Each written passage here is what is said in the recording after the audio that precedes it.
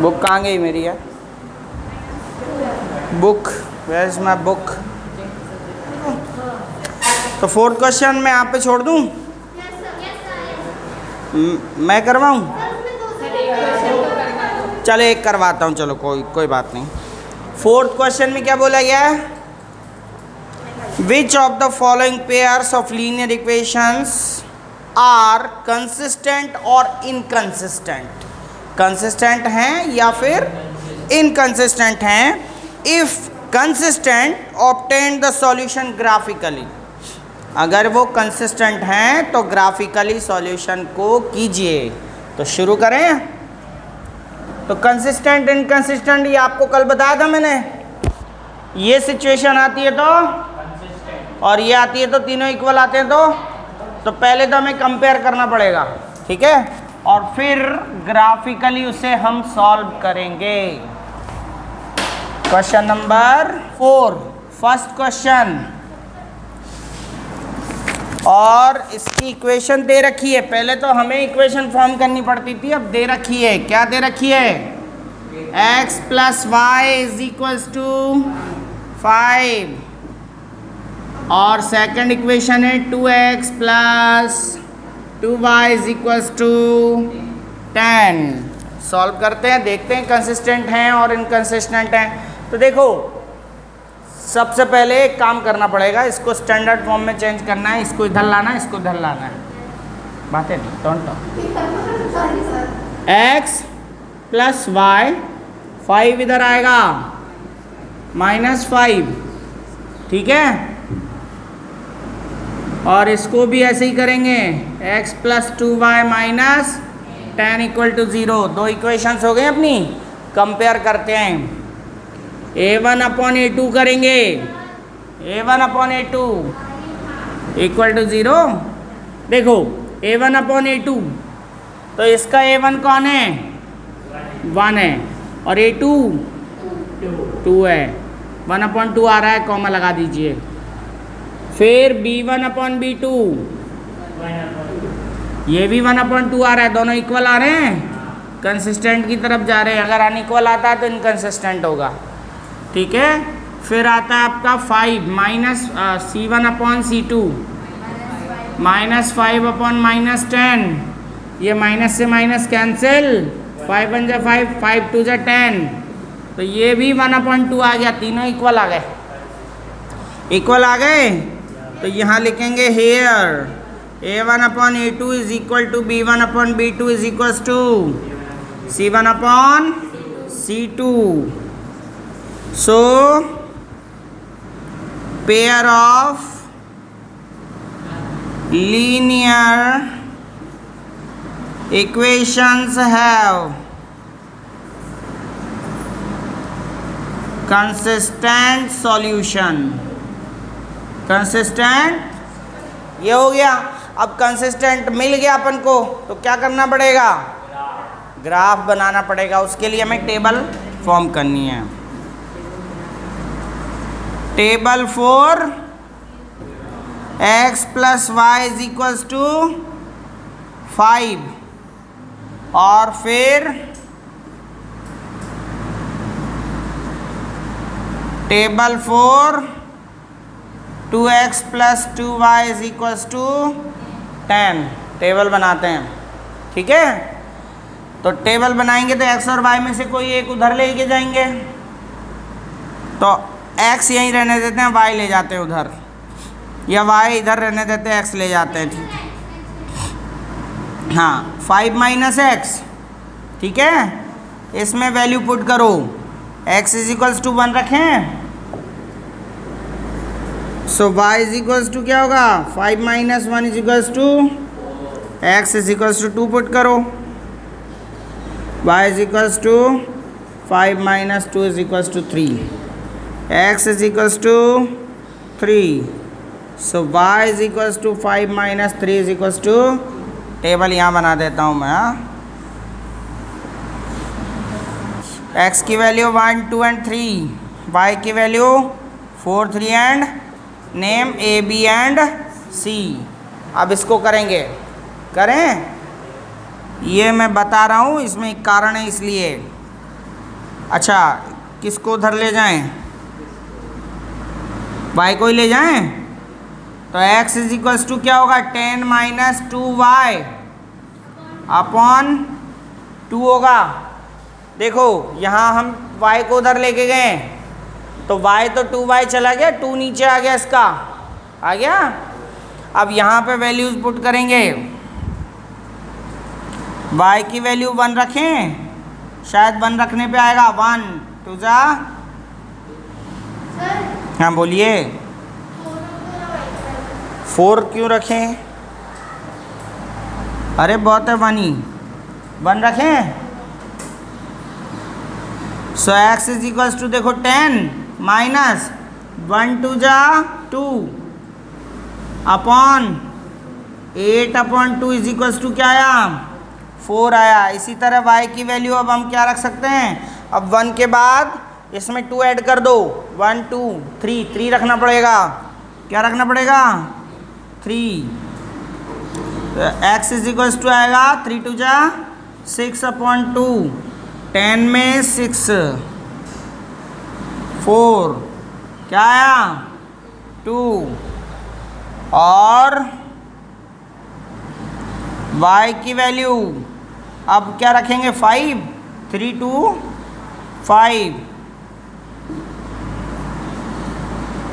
So x is equals to 10 minus 5 2 जा 10 upon 2 equal to क्या आएगा? 0 आएगा। 10 माइनस 10 0 हो जाएगा, 2 से डिवाइड होगा तो भी क्या होगा? रख सकते हैं। ठीक है, हमने तो इस जो हमने रूल बना रखा अपने हिसाब से वो मैंने किया। फर्स्ट में 1 रखा, फिर इसके बाद 2 ऐड किया, 3 में 2 ऐड किया 5, इस तरह से, है ना। तो ये अपना दूसरा टेबल हो गया, x y की वैल्यूज़ रखी हैं 1 3 5, x की वैल्यूज़ क्या आई? 4 2 0, 4 2 and 0, right. Name p q and r, write down, लिखो। ठीक है, जितने भी डिस्क्रिप्शन वाले क्वेश्चन है ना उनमें इक्वेशन फॉर्म करते हैं पहले अपन। तो क्वेश्चन नंबर 4 में आप फर्स्ट और थर्ड ये दोनों कंसिस्टेंट लग रहे हैं, तो ये कंसिस्टेंट है तो नंबर 5 करते हैं। ठीक है, पहले इसको अपन रीड करेंगे अच्छे से, फिर इक्वेशन फॉर्म करेंगे। क्या क्या पता करना है वो अपन को एज्यूम करना पड़ता है। तो चलिए शुरू करते हैं। Half of parameter of a rectangular garden, ठीक है, whose length is 4 more than its width, है ना। उसकी जो लेंथ है वो विड्थ से 4 मोर है, ठीक है। और इज 36, बाद में इज 36 का मतलब है वो parameter, half of parameter is 36 है उस गार्डन का जिसकी लेंथ विड्थ से 4 मीटर मोर है, ठीक है। Find the dimensions of the garden, तो गार्डन की जो डायमेंशंस है वो कौन कौन होंगी? गार्डन कैसा है? रेक्टेंगुलर है, कैसा है? और रेक्टेंगल की डायमेंशंस कौन कौन होती हैं? लेंथ एंड विड्थ, ठीक है, दोनों होती हैं। तो दोनों को एज्यूम करना पड़ेगा क्योंकि यही पूछा है। तो अपन करते हैं, let the length of rectangular garden is equals to x। अब मीटर लगाना पड़ेगा इसमें क्योंकि इसकी लेंथ का जो यूनिट है वो क्या है? मीटर है। इसके बाद the width of rectangular garden is y metre, ठीक है। ये दोनों हमने एज्यूम कर लिए, लेंथ एंड विड्थ। अब according to question in case first case में हमें बोला गया है कि जो पैरामीटर है ना गार्डन का, जो पैरामीटर है वो 36 है, यही है। तो लिखेंगे parameter is equals to 36 metre. तो इसको कैसे सॉल्व करोगे? सॉरी, पैरामीटर नहीं है, हाफ ऑफ पैरामीटर लिखा हुआ है क्वेश्चन में, हाफ ऑफ पैरामीटर। क्वेश्चन में क्या लिखा है? हाफ ऑफ पैरामीटर, पैरामीटर का हाफ, यही बोला है।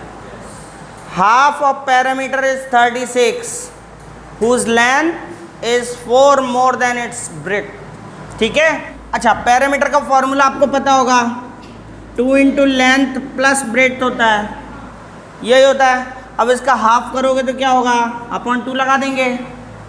भाई उसने हाफ ऑफ पैरामीटर बोला है ना, तो ये पैरामीटर का फॉर्मूला था 2 इंटू लेंथ प्लस ब्रेड्थ। ठीक है, तो हाफ करना है तो अपॉन क्या लगाना पड़ेगा? 2 लगाना पड़ेगा। तो देखिए मैं इसका ये तो पैरामीटर लेंथ की जगह x लिख देता हूँ और विड्थ की जगह और हाफ की जगह अपॉन 2 कर देता हूँ। इज इक्वल्स टू क्या है? 36। 2 से 2 कैंसिल हो गया, तो क्या बचा? x plus y is equals to 36 and this is equation number first. Second case लेते हैं। सेकंड केस में लेंगे, क्या बोला है? कुछ ऐसी हिंट है अपने पास? Its length is 4 more than its width. ठीक है, तो देखो यहां मैं ऐसे लिख रहा हूं, length is equals to width plus 4 more than its breadth. मैंने बोला था जिसके साथ में देन, फोर, एज वगैरह जो वर्ड आते हैं उनके साथ ही एडिशन करना है, मल्टीप्लिकेशन करना है, डिवाइड करना है। तो इसने क्या बोला? देन किसके साथ है? Than width, 4 more than width. तो देन वर्ड के साथ आ रहा है ना, किसके साथ आ रहा है? देन वर्ड विड्थ के साथ। तो अपन ने विड्थ के साथ 4 मोर कर दिया। ठीक है, विड्थ के साथ। तो लेंथ क्या अपनी और विड्थ प्लस y को इधर ले आओ तो x minus y is equals to 4। This is equation number second. अब मुझे उम्मीद है कि आप इसकी टेबल बना के इनका ग्राफ तैयार कर सकते हो। कर सकते हो? ठीक है, तो फिर ट्राई करें शुरू। तो टेबल बनाते हैं अपन। Table for x plus y is equals to 36 and table for x minus y is equals to 4। शुरू करें। देख लो, मैं x और y में से किसी एक को उधर ले जाऊं तो x को ले जाऊं 36 माइनस x और x की वैल्यू। अब देखो यहाँ पे एक दिक्कत है कि 36 तो वैल्यू अपने पास है, और क्या वैल्यू रखें कि कम से कम आधी तो मिले अपन को। तो बहुत वैल्यूज़ हैं इसमें, बड़ी वैल्यूज़ हैं। 1 रखेंगे 35 आएगा, 2 रखेंगे तो 34 आएगा, बड़ी वैल्यूज़ हैं। तो ऐसा है, इसके हाफ तो रख दें कम से कम। तो ऐसा करते हैं 16 रख देते हैं, 16, 17 रख देते हैं, 17, 18 तो इसका हाफ होगा। तो एक इधर से ले लेते हैं, एक इधर से ले लेते हैं। ठीक है, एक ज़्यादा से ले लेते हैं, कम से ले लेते हैं, आप कम आ जाएगा अपने आप। तो क्या रखें? x की वैल्यू रखते हैं 17। क्या? 19। हाँ, y की वैल्यू आएगी 36 माइनस 17 इज इक्वल्स टू, अब रख लेते हैं 18। देखो अपॉन में 1 है इसलिए मैं इसको एक ज़्यादा कर रहा हूँ। अपॉन में जो होता है वो इसमें जोड़ देते हैं तो अपने को पता चल जाता है अगली वैल्यू क्या रखनी है। So y is equals to 36 minus 18, तो ये आ गया आपका 18। हाँ, जिसमें अपॉन 1 आएगा उसमें 1 ऐड करते चलो। 19। हाँ क्या? अपॉन में डिजिट हुई तो वो डिजिट करनी है ऐड। तो ये आ गया क्या? तो लगभग आधे वैल्यूज आ गए, तो ये ठीक रहा। तो इसकी टेबल बना देंगे।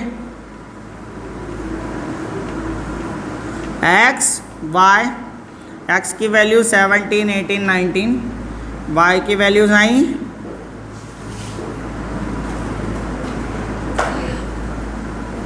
ठीक है। और इसकी टेबल तो आप तैयार कर सकते हो, है ना। अब ऐसा करते हैं अपन, उसकी वैल्यूज़ छोटी छोटी आएंगी, इसकी वैल्यूज़ बड़ी बड़ी आई, तो क्यों ना हम उसी के जैसी वैल्यूज़ ले आएँ, इसके जैसी, ताकि ग्राफ सही बने। तो y को उधर ले जाते हैं, तो x is equals to 4 plus y।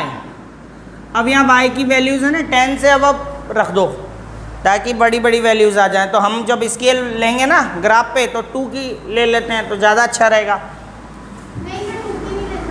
y is equals to क्या रखें, 10 रख दें कि 12 रख दें? 10 रख देते हैं, चलो 10 रख देते हैं। So x is equals to 4 plus 10 is equals to 14, ठीक है। इसके बाद अपॉन में 1 है तो 1 ऐड कर दो, y is equals to 11। So x is equals to 4 plus 11 is equals to 15 and y is equals to 12। So x is equals to 4 plus 12, 16, and this is table.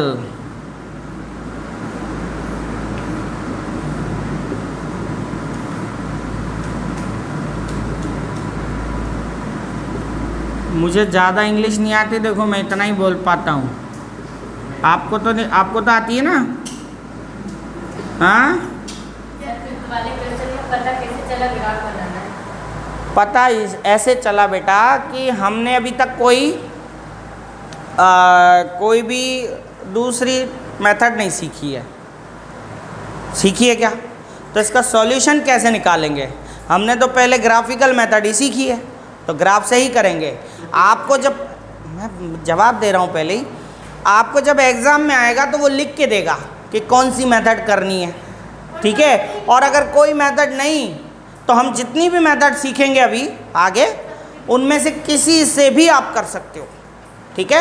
अगर मेथड आपको नहीं दी है तो आप किसी भी मेथड को अप्लाई कर देना, और दे देगा कि इस मेथड से करो, तो फिर उसी से करना है, ठीक है। फिलहाल हमने ग्राफिकल मेथड सीखी है, इसलिए हम ग्राफ से करेंगे, है ना। जब और सीख लेंगे तो फिर और से भी कर लेंगे, डोंट वरी, ठीक है। चलो, तो ये तो हो गया आपका क्वेश्चन नंबर 5 की टेबल हो गई। अब इसका ग्राफ फॉर्म आप कर लोगे, ठीक है। हाँ, 2 का ऐसा कर लेना आप ग्राफ में, क्योंकि अब ये बड़ी बड़ी वैल्यूज़ है ना, तो आप 2, 4, 6 आ जाएंगे ना। जैसे ये आपका 2 है, ये 4 है, तो इसके मिड में तो 3 होता है, तो पता चल जाएगा, ठीक है। 17 आपका 16 और 18 के बीच वाली होगी, ठीक है। उसमें बारीक लाइन भी होती है बीच में, मिडिल, ठीक है। तो वैसे कर सकते हो आप। तो इसमें जो स्केल लोगे आप क्या लोगे, 1 centimetre is equals to 2 units, ठीक है। और आप अगर आपके पास बड़ा ग्राफ है, उसमें लाइंस हैं इतनी 17, 18, नहीं वैसे इसको 17, 18 सारी लाइंस खींचो तो खींच सकते हो आप, ऐसे कर सकते हो। फिर जैसे ये ग्राफ पेपर है आपका, ये ग्राफ पेपर है, क्योंकि इसमें माइनस की वैल्यूज दोनों में नहीं है, एक्स वाली भी नहीं है, और तो आप थोड़ा इधर की तरफ खिसका के लाइन खींच दो और ये नीचे से खींच दो, तो अपने आप ये 17, 18 लाइंस आ जाएंगी इधर, और यहाँ भी 17, 18 लाइंस आ जाएंगी, ठीक है।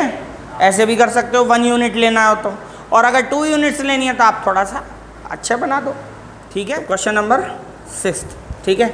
इसमें एक इक्वेशन गिवन है, क्वेश्चन नंबर 6 में एक इक्वेशन आपको दे रखी है, 2x plus 3y minus 8 is equals to 0। Right another linear equation, वो बोल रहा है कि राइट अनदर लीनियर इक्वेशन, एक और लीनियर इक्वेशन आपको लिखनी है, ठीक है। कैसे लिखनी है, ताकि ये 2 इक्वेशंस का पेयर बन जाए, है ना। और पेयर कैसा बने, right another linear equation in 2 variable such that the geometrical representation of the pair so formed is first pair कैसा बनना चाहिए आपका, इंटरसेक्टिंग लाइंस वाला। कैसा, इंटरसेक्टिंग लाइंस, यानी आपको इसके जैसी एक और इक्वेशन लिखनी है ताकि दोनों का पेयर बन जाए और वो लाइंस कैसी हो, इंटरसेक्टिंग हो। तो देखना देव ध्यान से, इंटरसेक्टिंग लाइंस के लिए क्या कंडीशन होती है, a1 upon a2 is not equal to b1 upon B2 is not equal to C1 upon C2, ये इक्वेशन, ये होती है कंडीशन। ठीक है, तो इसका मतलब ये है कि हम एक इक्वेशन और फॉर्म करेंगे, तो उसके A1 upon A2 B1 upon B2 not equal होने चाहिए बस, है ना। तो लिखेंगे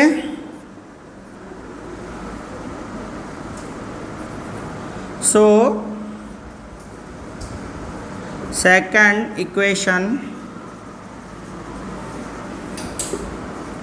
इज लाइक, कैसे होगी, A2x plus B2y plus C2 is equals to 0, ऐसी होनी चाहिए ना। ये तो फर्स्ट है A1x plus B1y plus C1 is equals to 0, तो second equation A2x plus B2y plus C2 होनी चाहिए।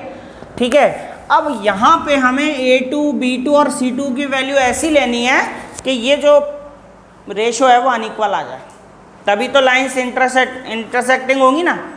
तो हम क्या करेंगे, और लगा के A2 की जगह ऐसी वैल्यू रख देंगे। देखो यहाँ पे ये मैं लिख देता हूँ, A1 की जगह क्या है यहाँ पे 2, और A2 की जगह A2 रहने दो, B1 की जगह क्या है आपका 3, B2 रहने दो, और C2 की जगह क्या है आपका -8, इसको C1 की जगह -8 है, C2 की जगह C2 रहने दो। तो हमें A2, B2 और C2 की जगह कुछ ऐसी वैल्यूज़ लेनी है कि दोनों अनइक्वल आ जाए। तो सीधा सीधा अच्छा फंडा ये है कि 3 को यहाँ लिख दूँ और 2 को यहाँ लिख दूँ, तो ये तो 2/3 हो जाएगा और ये 3/2 हो जाएगा, तो कभी इक्वल होंगे ही नहीं है। होंगे क्या, मतलब ये 3 मैं यहाँ लिख दूँ और ये 2 यहाँ लिख दूँ, तो ये 2/3 हो गया, ये 3/2 हो गया, इक्वल होंगे ही नहीं। तो ऐसा कर देना, A2 की जगह ये लिख दें 3, और B2 की जगह ये लिख दें 2y, और C2 की जगह तो आप कुछ भी लिख दो, 7 लिख दो, 8 लिख दो, 5 लिख दो, सब अनइक्वल आएगा। ठीक है, तो ये हो गई ना इक्वेशन फॉर्म। नहीं समझ में आई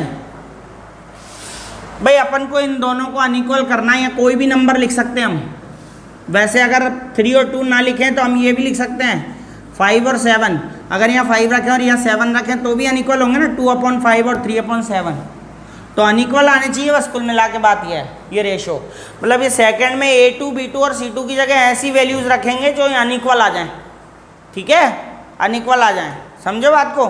तो ये अपन ने कर दिया, तो वो मैं वही रहने दूँ, 3 को यहाँ और 2 को यहाँ, ताकि आपको ट्रिक याद रह जाएगी कि कैसे अनइक्वल करना है। सेकंड क्या है इसमें, सेकंड को मतलब दूसरे क्वेश्चन में भी निकालनी है पैरेलल लाइंस के लिए। पैरेलल लाइंस के लिए इक्वेशन निकालनी है। तो क्या होता है पैरेलल लाइंस का system, A1 upon A2 B1 upon B2 is not equal to C1 upon C2 होता है। यही होती है ना पैरेलल लाइंस की। तो पैरेलल लाइंस की सिचुएशन ये होती है, तो अपन इसको करके देखते हैं। 2 upon A2 is equal 3 upon B2 is not equal to -8 upon something C2। ठीक है, तो हमें ऐसी सिचुएशन लानी है कि ये दोनों इक्वल आ जाए और ये अनइक्वल आ जाए। तो इनको इक्वल लाने के लिए क्या करोगे, किसी भी चीज़ को इक्वल लाने के लिए क्या करोगे, किसी एक फिक्स नंबर से इनको मल्टीप्लाई कर दो। जैसे मैं 4 से कर देता हूँ इनको, इसको 4 से कर दूँ, इसको भी 4 से कर दूँ, तो मैं इनको 4 से मल्टीप्लाई करूँगा तो ये 2 अपॉन क्या हो जाएंगे 8, क्या होंगे, इसको 4 से मल्टीप्लाई करके यहाँ लिख दिया, और इसको भी 4 से मल्टीप्लाई करके लिख दूँ तो यहाँ 12 होता है। तो देखो अब ये इक्वल होंगे, क्यों, कैसे होंगे, 2 से 4 टाइम कट रहा है 1/4 आएगा, 3 से 4 टाइम कट रहा है 1/4 आएगा, इक्वल आ गया। और ये अनइक्वल आना चाहिए, तो ये अनइक्वल आया तो मैं ये वाला 3 यहाँ रख देता हूँ तो अनइक्वल हो जाएंगे। ठीक है, तो अनइक्वल लाने के लिए -8/3 कर दो। ठीक है, ये दोनों इक्वल लाया तो मैं इनको किसी से मल्टीप्लाई कर दिया। इक्वल लाने के लिए क्या करूँगा, मैं किसी एक नंबर से उनके न्यूमरेटर को मल्टीप्लाई करके नीचे लिख दूंगा। 4 से मल्टीप्लाई कर दिए, यहाँ लिख दिया, 4 से मल्टीप्लाई कर दिए, यहाँ लिख दिया, तो ये हो गया देखो 2/8 और 3/12, ये दोनों इक्वल हैं। कैसे पता है, काट के देखो, 2 × 1 = 2, 2 × 4 = 8, 3 × 1 = 3, 3 × 4 = 12, 1/4 1/4 आ रहा, इक्वल हो गया। इसको अनइक्वल करने के लिए मैंने इसको यहाँ लिख दिया।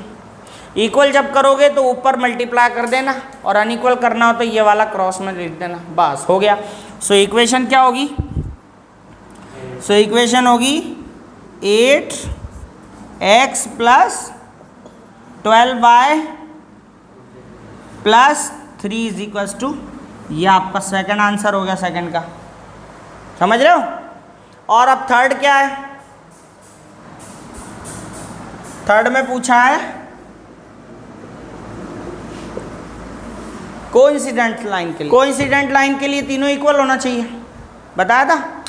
तो क्या क्या इक्वेशन क्या होता है,